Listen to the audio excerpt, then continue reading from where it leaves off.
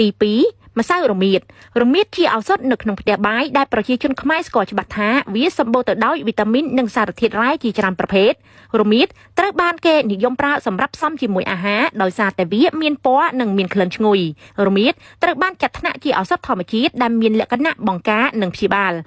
បច្ចុប្បន្ននេះតាមបណ្ដាអង្គការឱសថនានាបានហៅរមៀតថាជាឱសថធម្មជាតិដ៏មហាអស្ចារ្យរមៀតគឺជាអាហារប្រឆាំងភាពចាស់ដ៏កំពូលមួយដោយសារតែលក្ខណៈសម្បត្តិប្រឆាំងនឹងអុកស៊ីតកម្មនិងប្រឆាំងការរលាករបស់វាជួយរក្សាមុខងារខួរក្បាលបេះដូងនិងសួតនិងការពារពីជំងឺមហារីកនិងតាក់ទងនឹងអាយុយឺនយូរផងដែរ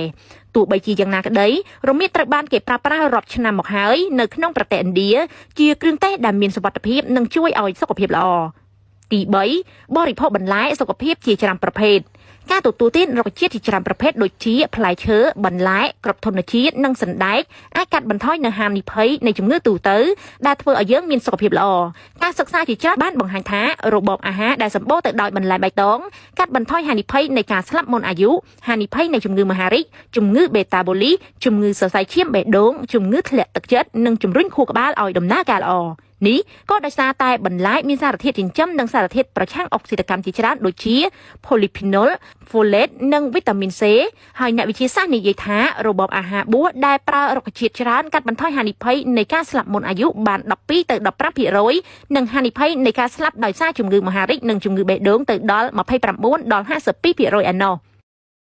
ទី4រក្សាការធ្វើលំហាត់ប្រាណយោងតាមអនុសាសន៍របស់អង្គការសុខភាពពិភពលោកមនុស្សពេញវ័យអាយុចាប់ពី18ទៅ65ឆ្នាំគួរតែធ្វើលំហាត់ប្រាណយ៉ាងហោចណាស់150ទៅ300នាទីក្នុងមួយសប្តាហ៍រក្សារាងកាយឲ្យមានសុខភាពល្អនិងបង្កើនអាយុវែងយោងតាមការស្រាវជ្រាវការធ្វើលំហាត់ប្រាណ15នាទីក្នុងមួយថ្ងៃបង្កើននៅអាយុសង្ឃឹមបាន3ឆ្នាំកាត់បន្ថយនៅហានិភ័យនៃការស្លាប់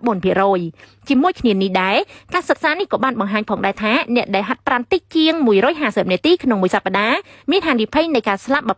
22%ទាបជាងអ្នកដែលមិនបានហាត់ប្រាណសោះអ្នកដែលឈានទៅដល់150នាទីដែលបានណែនាំមានហានិភ័យទាបនៃការស្លាប់28%ចំនួននេះកើនឡើងដល់35%ជាមួយនឹងការហាត់ប្រាណយូរជាងនេះ